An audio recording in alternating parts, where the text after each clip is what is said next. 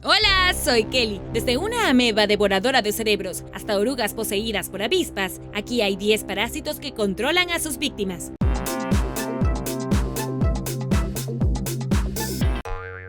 Número 10. Hongo que convierte a las hormigas en zombies. En las selvas tropicales de Tailandia, África y Brasil, un hongo tropical parasitario llamado Opiocordyceps unilateralis se adhiere y controla a las hormigas carpinteras como si tuviera vida propia. Las esporas del hongo se adhieren al exoesqueleto de la hormiga y luego penetran en el interior de la criatura, tomando lentamente el control de su comportamiento. Entre 3 y 9 días después de infectarse, una hormiga se siente obligada a dejar su nido por un ambiente más húmedo que favorece el crecimiento del hongo. La criatura se traslada a un lugar a unos 25 centímetros del suelo, donde hunde sus mandíbulas en una hoja y simplemente espera morir. Durante este tiempo, el hongo se alimenta del interior de la hormiga. Los hilos de los hongos brotan del cadáver dentro de las 24 horas posteriores a la muerte de la hormiga infectada. A los pocos días de la muerte de la criatura, un tallo emerge del cuerpo de la hormiga y hace llover esporas en el suelo, donde seguramente más hormigas se infectarán. El hongo desafía las normas sociales convencionales entre las hormigas porque el resto de la colonia tiende a no darse cuenta de la condición del miembro enfermo. Durante el periodo de incubación, antes de que la hormiga se aleje silenciosamente de la colonia, actúa de forma completamente normal. Por lo general, las criaturas sociales como las hormigas notan cuando uno de los suyos no está bien y echan al espécimen enfermo de su comunidad para evitar que otros se enfermen. Pero no existe un método conocido para que las hormigas detecten a los miembros de su colonia que padecen del parásito letal garantizado. Afortunadamente, en un momento dado, solo unos pocos miembros de la colonia están infectados y la mayoría de las hormigas se liberan de los efectos nocivos del hongo.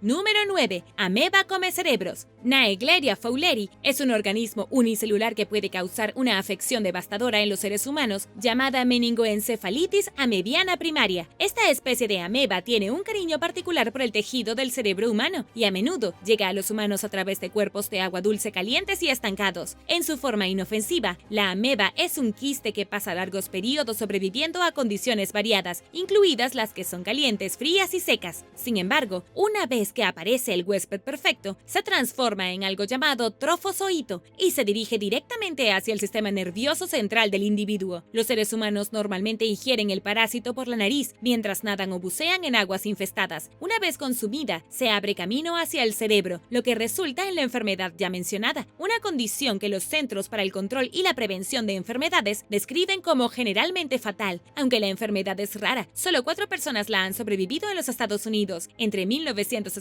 y 2018, de 145 casos documentados. Los síntomas primarios, como dolor de cabeza intenso, fiebre, náuseas y vómitos, suelen aparecer entre 1 y 9 días después de la infección. En tan solo unas horas, los pacientes pueden volverse incoherentes y perder el conocimiento. Siguen los efectos de la etapa 2, como rigidez del cuello, convulsiones, alucinaciones, coma y un estado mental alterado. La mayoría de los pacientes mueren dentro de los 18 días de haber contraído el parásito. Número 8. Sacculina carcini. La mayoría de los percebes son inofensivos para su entorno y por lo general pasan la vida pegados a las rocas del lecho marino, donde extraen partículas de comida del agua. Pero Sacculina carcini son una excepción poco común a esto. Han evolucionado para ser parásitos, utilizando órganos sensoriales especializados para apuntar a los cangrejos desprevenidos e implantándose donde la armadura de la criatura es débil, generalmente en la base de una de las setas o pelos del cangrejo. Desde allí, las larvas penetran en el cuerpo del cangrejo, inyectan al cangrejo una mancha microscópica llamada vermigón, que eventualmente se convierte en un parásito y toma el control total de su huésped mientras se alimenta de los nutrientes del animal. Mientras tanto, el percebe se extiende por el interior del cangrejo. El cangrejo poseído sin duda se preocupa por los millones de larvas del percebe. Los cangrejos machos se feminizan para realizar esta tarea, agrandan el abdomen y se vuelven infértiles a medida que sus gónadas se encogen y dejan de desarrollar garras de pelea, y es una forma bastante horrible de hacerlo. Y ahora el número 7, pero primero, si eres nuevo por aquí, asegúrate de suscribirte y hacer clic en la campanilla de notificaciones, así no te perderás los próximos videos. Número 7. Parásito que se come la lengua. Esta criatura hace lo que sugiere su nombre. Vive dentro de la boca de los peces, se come su lengua y luego ocupa su lugar. Encontrado en el Golfo de California, este parásito llamado Simotoa se infiltra en las branquias de los peces y consume su lengua. Luego el pez usará su nueva lengua para comer y moler la comida contra sus dientes ubicados en la parte de arriba de la boca. Este es el primer caso conocido en el reino animal de un parásito que realmente reemplaza la función de un órgano en su anfitrión. Estos parásitos parásitos son isópodos y cuando nacen y entran en un pez, uno se vuelve hembra y si hay más de ellos, se quedan como machos y nadan alrededor del pez chupando su sangre. La hembra crece cada vez más y pasa el resto de su vida haciendo lo que hace el animal pretendiendo ser su lengua. Estos parásitos tienen 5 juegos de mandíbulas y todos operan juntos para cortar y chupar sangre. Para reproducirse, la hembra permanece en la boca del pez y una vez que la lengua se ha ido, vive de los suministros de la energía almacenados. Una vez que ponen los huevos, el animal se suelta y ya sea que se la trague el pez o se vaya, el pez ahora está en problemas porque no puede sobrevivir sin una lengua. Aún queda mucho para aprender sobre esta criatura espeluznante y su proceso parasitario, pero en cualquier caso, el pez termina muriendo prematuramente y con un isópodo como lengua. Número 6. Toxoplasma gondii. Toxoplasma gondii es uno de los parásitos neurológicos más comunes del mundo. Se infiltra en el cerebro de sus huéspedes, incluidos ratas, gatos y a veces incluso humanos, y puede alterar gravemente el comportamiento de un individuo en algunos casos. Si bien la mayoría de la gente piensa que proviene de los gatos, es más probable que la contraigas al comer carne poco cocida o contaminada, especialmente de cerdo y cordero o de mariscos. Los huevos del parásito protozoario suelen estar presentes en las heces de los gatos que ingieren las ratas y algunos otros huéspedes. A partir de ahí, Toxoplasma gondii se propaga por todo el cuerpo de su huésped, infectando los músculos, ojos y el cerebro. Pero el daño no siempre es inmediato. Muchas personas y otras criaturas se infectan con Toxoplasma gondii durante años o incluso décadas antes de que el parásito inflija algún tipo de daño notable. Estos efectos pueden ser sorprendentemente extraños. Por ejemplo, se sabe que el parásito hace que las ratas se sientan atraídas por el olor de los felinos y las haga perder todo el miedo natural hacia ellos. Al hacer que las ratas persigan a los gatos, el Toxoplasma gondii regresa a los huéspedes felinos, donde deposita sus huevos, lo que permite que continúe el ciclo de vida. Los investigadores estiman que alrededor del 30% de la población de la Tierra son portadores del parásito Toxoplasma gondii. Los estudios han sugerido que su presencia en nuestro cerebro se correlaciona con un aumento de la esquizofrenia a principios del siglo XX. Alrededor de este tiempo, la propiedad de los gatos domésticos también aumentó, lo que indica clara posibilidad de que un aumento de las enfermedades mentales pueda resultar de un aumento simultáneo de la proximidad humana a los felinos. Si tienes un gato, las cajas de arena deben cambiarse diario, ya que el parásito no se vuelve infeccioso hasta 1 o 5 días después. Además, asegúrate siempre de lavarte las manos después. Si bien la buena noticia es que la mayoría de las personas nunca desarrollan síntomas de Toxoplasma gondii, algunas sufren efectos similares a los de la gripe y otras parecen pagar el precio con el tiempo en forma de efectos secundarios graves. Es fácil saber si alguna vez has tenido el parásito en tu vida mediante un análisis de sangre específico.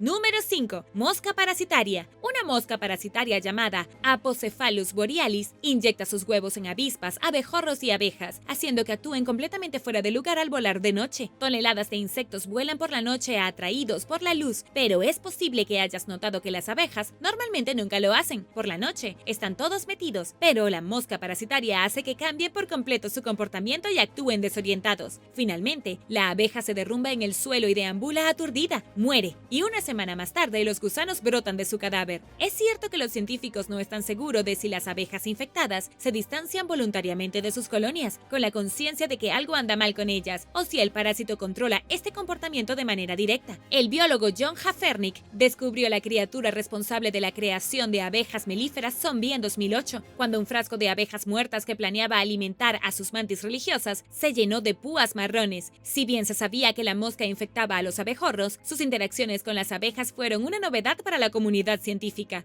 Hafernik cree que este es un desarrollo relativamente nuevo, como lo demuestra la alarmante disminución en el número de abejas en los últimos años. De hecho, muchos expertos especulan que la mosca parasitaria puede ser al menos parcialmente responsable de algo llamado trastorno de colapso de colonias, un fenómeno desafortunado que ocurre cuando las abejas obreras abandonan sus colonias y mueren, poniendo cada vez más a las poblaciones de abejas en el mundo en riesgo de extinción.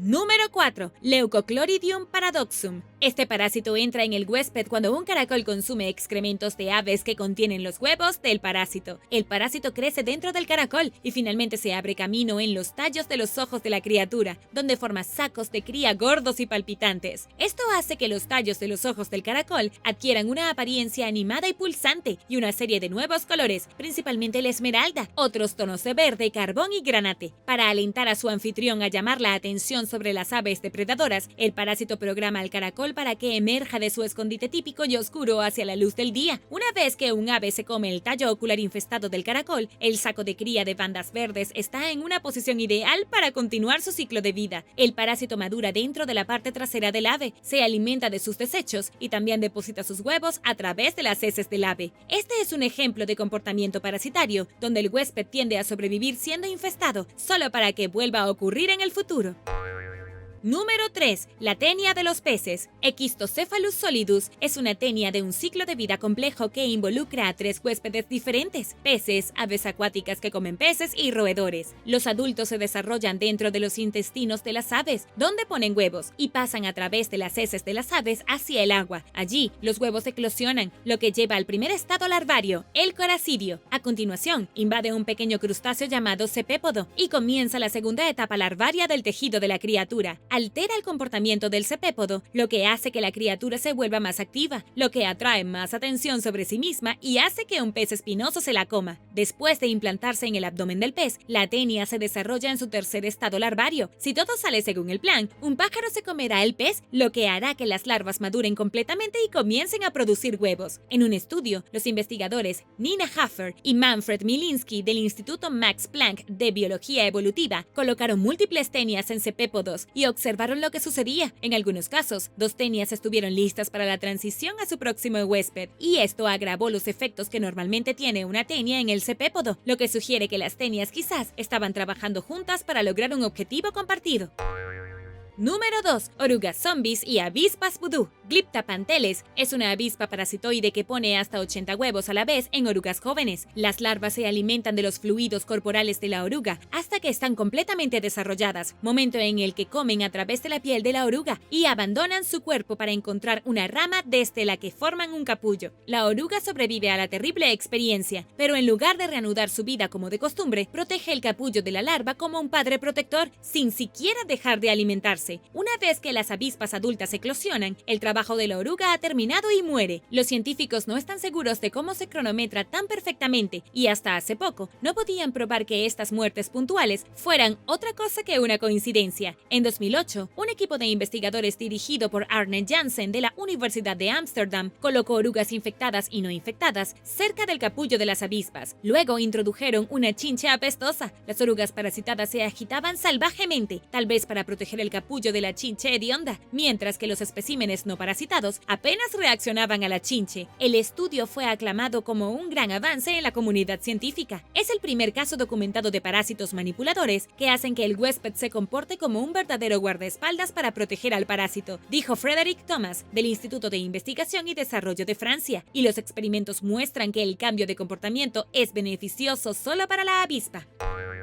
Número 1. La enfermedad del sueño. La enfermedad del sueño es causada por Trypanosoma brucei, el parásito microscópico que se alimenta del cerebro y que normalmente se transmite a los humanos a través de la mosca tsetse. Solo ocurre en África subsahariana, donde se sabe que se propagan 2 especies muy similares del parásito. Uno de ellos, el Trypanosoma brucei gambiense, causa una versión de progresión lenta de la enfermedad del sueño en regiones occidentales y centrales del continente. La otra especie, Trypanosoma brucei rhodesiense, se encuentra en el este y en el sur de África y causa una versión más aguda de la enfermedad. Los síntomas difieren entre las 2 versiones de la enfermedad del sueño. Por ejemplo, la tripanosomiasis del este de África se presenta con una picadura dolorosa que produce una llaga llamada chancro y tiene un inicio mucho más rápido, con síntomas que progresan en el transcurso de semanas. Por otro lado, los chancros no son un síntoma en la tripanosomiasis del África occidental, que pueden tardar hasta 3 años en seguir su curso. Después de una serie de síntomas físicos primarios, como la fiebre, fuertes dolores de cabeza, fatiga extrema e inflamación de los ganglios linfáticos, hay numerosos efectos mentales secundarios que incluyen irritabilidad, confusión y cambios de personalidad. Aunque un bajo porcentaje de moscas tsetse porta cualquiera de estos parásitos virtualmente indistinguibles, y aunque la enfermedad del sueño es tratable, es mortal sin la atención médica adecuada. Los esfuerzos para frenar la enfermedad han dado como resultado un número históricamente bajo de casos reportados en los últimos años, que suman alrededor de 2.000 al año, una mejora significativa con respecto a los 10.000 casos reportados en 2009.